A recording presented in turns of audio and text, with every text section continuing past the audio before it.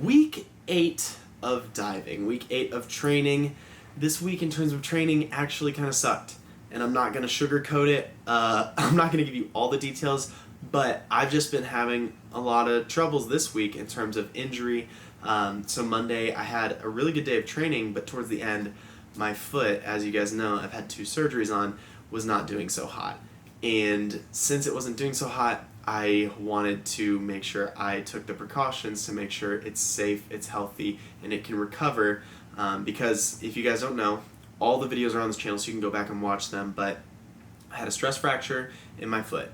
Stress fracture was worked on surgically, put 2 screws in my foot. 4 months later, found out the screws were, I was allergic to the screws they put in my foot, so got those taken out, took bone from my hip, put it in my foot. That's been good for about 1.5 years, and now this week it was starting to hurt again. So I got an x-ray done on Tuesday, saw a doctor in Indy, which is about an hour from me.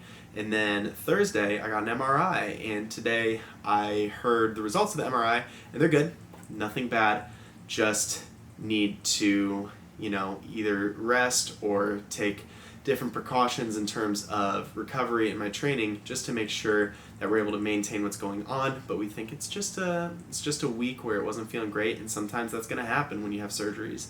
Nothing's going to be perfect, and you got to kind of work through it. So I took this week mostly as a rest and recovery week. Every day I was in the pool, but I was doing stuff that didn't require jumping just to let my foot recover. But we have the World Cup trials coming up in about 9 weeks. That's what I'm preparing for, because that's what I'm hoping to re-qualify myself for the Olympic test event at. So that's the focus, and if you got to take 4 days of your training period off to recover and be the best you can be for that meet, that's what you got to do. That's what I had to do this week, so that's that. Okay, so before this video ends, I know there wasn't much training stuff in it.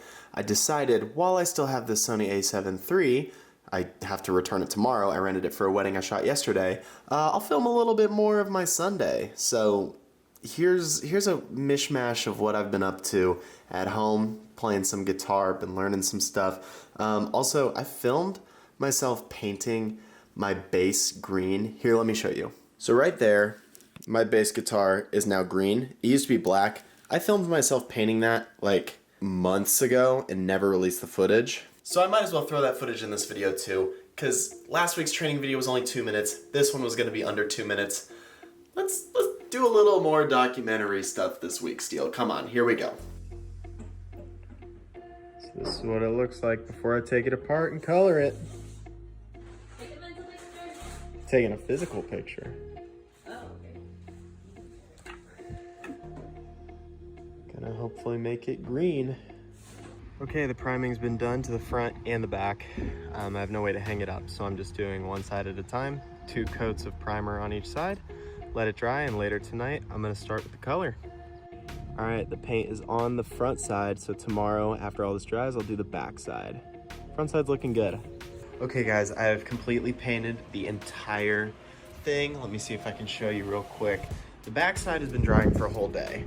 I did the front side, and you can see there's a lot of that is stuff that's gonna be wiped off, but there's some fingerprints, there's some paint splotches. It's not perfect, but I think it looks cool. So the whole thing is green, this like mossy olive green. Now, all I've gotta do is apply the clear coat. So I'm gonna use this 1000 grit sandpaper. I'm gonna sand it down, and then I'm gonna apply the clear coat. And I'm gonna do the back side today, front side tomorrow, and then I'm gonna wax the whole thing the next day. And this base should be good to go. It's not too bad. I know it looks wet, but it's been drying for a whole day. It's actually dry. But again, you can see there's little spots like that all over it. And that's partly because this base is 8 years old and there were already spots like that all over it.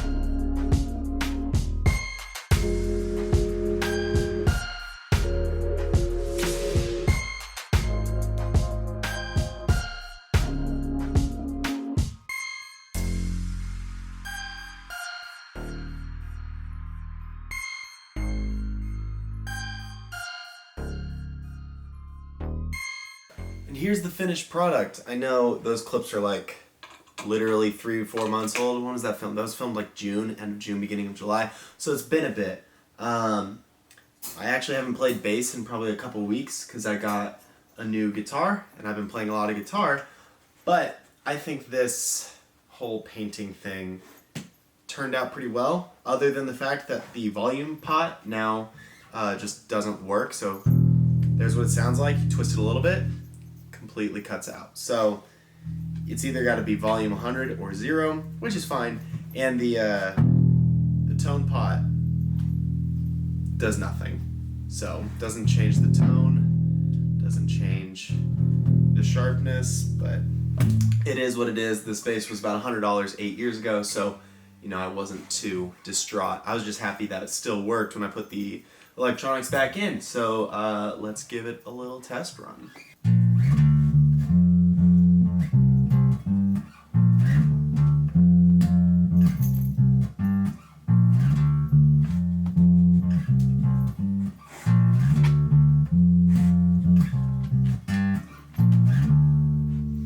Also, I used to only play with a pick, and up until like a couple months ago, I started playing without a pick just to try to learn how to do it because I think it sounds better. Still super rough, can't keep tempo super great, but I use a pick when I want to play the fun stuff right now, but I'm working on just using my fingers.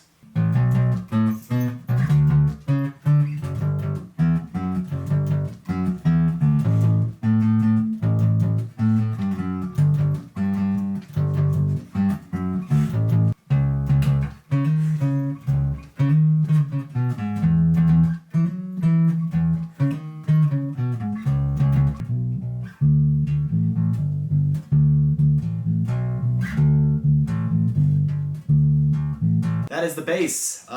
Still sounds super cheap, is super cheap, but instead of buying a new bass, I've been having fun playing this one again, and I love that it's now green with a cream pickguard. So that was my little summer project.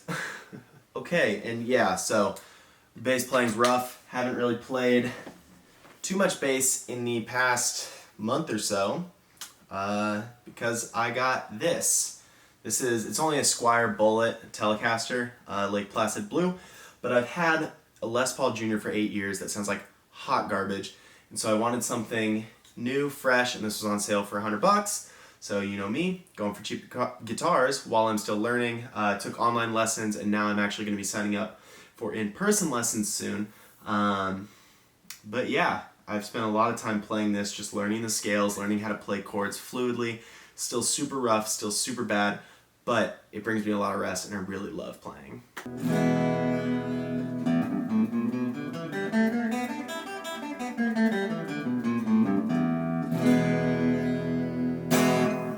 I know a lot of people get the Telecaster for the bridge pickup because it's really twangy, which is like country style, but I really love the neck pickup on this thing because I've been playing a lot of chords like this. And it sounds really squashed and dreamy. So I want to get like a chorus pedal and just play some dreamy chords all day long and have it warp in and out. I really like the slow stuff.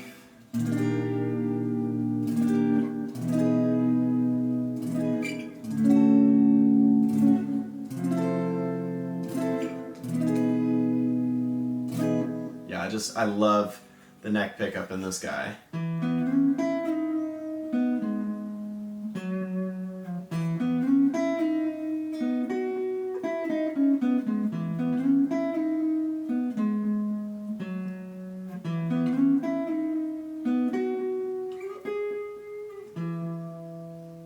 It just sounds so like held back, which I love. So this guitar's been fun. This is what I've been playing all my chords and stuff on. It's just been really nice and chill. But now let's get over to the Les Paul Jr., which I've been playing recently in drop D because I got a metal pedal, which on this guitar does not sound good.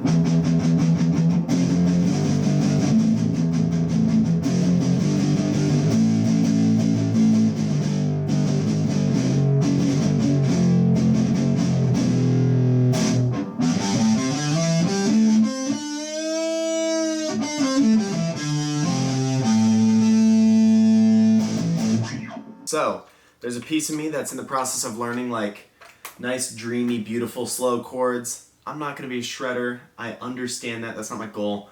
My goal is to play heavy riffs with this guy, like breakdowns and stuff is what I want to do. And with the other guy, I just kind of want to have those chill, jazzy, calm chords. And I just really like playing the slow stuff with that and really like strumming with this guy. So let me tune it up and let's mess around with this pedal.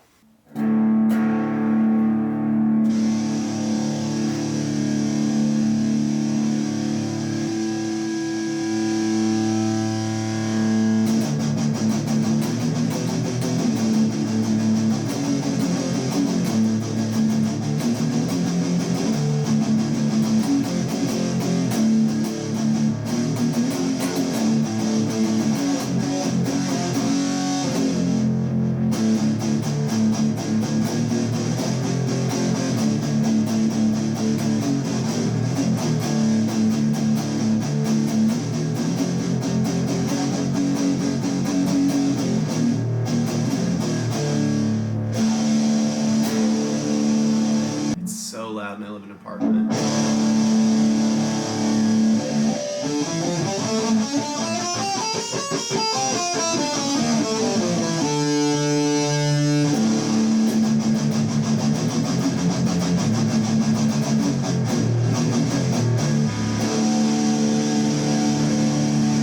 Listen, I just love heavy metal music. So if I can learn how to play rhythm side of that, I'll be happy.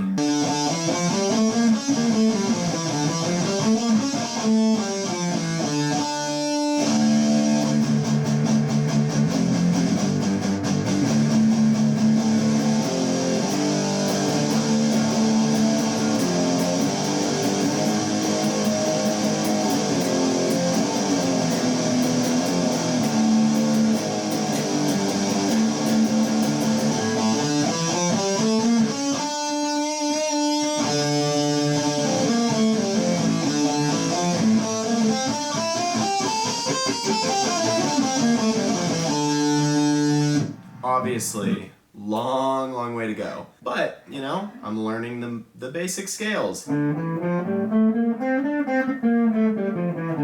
really rough. Give me time. It'll be okay eventually, I'm sure.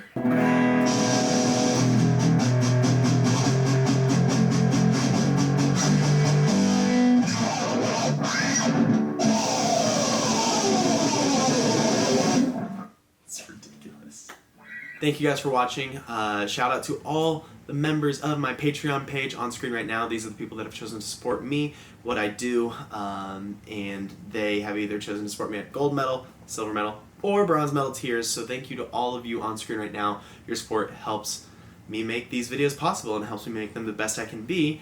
And I guess in terms helped me allowed me to record on an A7 III for a couple videos, which is kind of nice. But thank you guys so much for your support. Really do appreciate it. And if you want to become a member of the Patreon page, the link is in the description below, so you can click on that.